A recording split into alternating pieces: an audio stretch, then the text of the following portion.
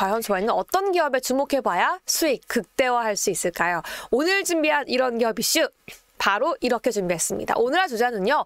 트럼프는 왜 비트코인, 또 비트코인 거래소를 인수하려고 하는 걸까요? 관련 종목 전일 폭등하기도 했던 벡트홀딩스 함께 알아보도록 할게요.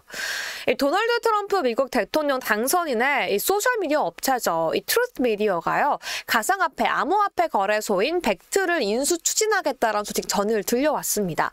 이에 따라서 양사의 주가가 함께 폭등하고 있는 양상 보여주고 있는데요.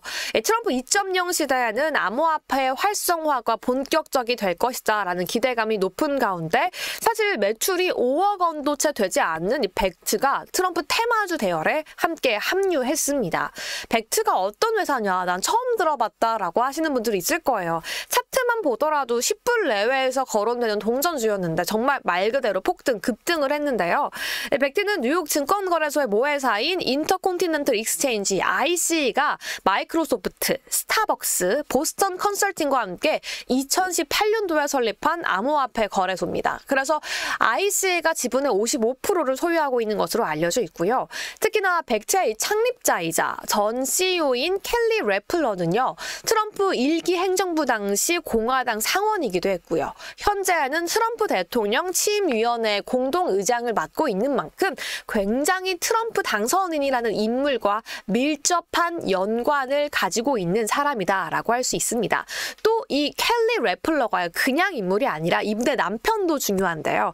이 ICE, 인터컨티넨털 익스체인지의 창립자입니다. 그렇기 때문에 정말 이 인물들 자체가 비트코인과 굉장히 밀접한 연관이 있고 이러한 인물들과 트럼프가 함께 내각을 구성하려고 하고 있다라는 점까지 함께 알아봐야 될 것 같은데 더 중요한 건 이 트럼프 당선이라는 인물의 비트코인을 왜 사고 비트코인 거래소를 왜 살려고 하는 걸까요? 단순히 코인이 좋고 코인으로 뭔가 큰 목, 한바탕 좀 땡겨보기 위해서 코인에 대해 투자를 하려고 하는 걸까요? 그게 아니겠죠. 저희가 알아봐야 하는 건 그 이유를 좀 찾아봐야 될 것 같습니다.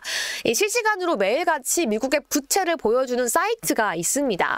오늘 기준 미국의 부채는 이제 36조 달러, 한화로는 5경 원이 넘는 엄청난 금액입니다.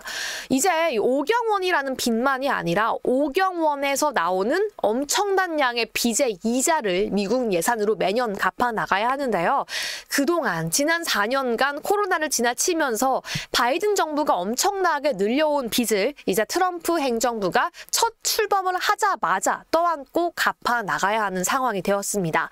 그 이자가 얼마만큼이냐면요. 미국의 한 해 국방부 예산보다 더 큰 양이라서요. 경제에 대한 우려는 더욱더 높아지고 있는 상황인데 과연 트럼프 행정부는 이 문제를 어떻게 해결하려고 하는 걸까요? 지금 미국에서는 암호화폐 시장 확장을 해서 트럼프 행정부의 시장이 매우 적극적으로 움직일 것으로 기대하고 있죠. 최근 이렇게 기사처럼 펜실베니아 하원의회에서도 전략적 비트코인 준비 법안을 발의하기도 했는데요. 이런 가운데 엄청난 비트코인에 대한 기사까지 쏟아지고 있습니다.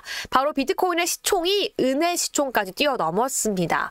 정말 비트코인 글로벌 자산 시총만 보더라도 새로운 시대를 열고 있다라고 알 수 있는데 다시 본론으로 넘어온다라면 트럼프 행정부는 비효율적인 정부 지출을 줄여나가겠다. 그래서 효율적으로 사용하겠다라고 밝혔고요. 그 일부분을 일론 머스크가 진행할 수 있도록 맡기겠다라고 했습니다. 하지만 일론 머스크가 이 일을 무사히 수행해 나갈 수 있을까요?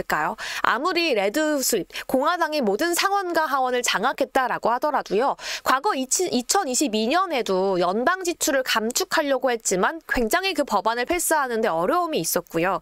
또 공화당 의원 한 명 한 명을 본다라면 상당수가 뭐 농가 보조금, 청정에너지 보조금, 군사기지 보조금 등 여러 가지 이권에 휘말려 있기 때문에 삭감에 반대할 가능성 역시 굉장히 큽니다.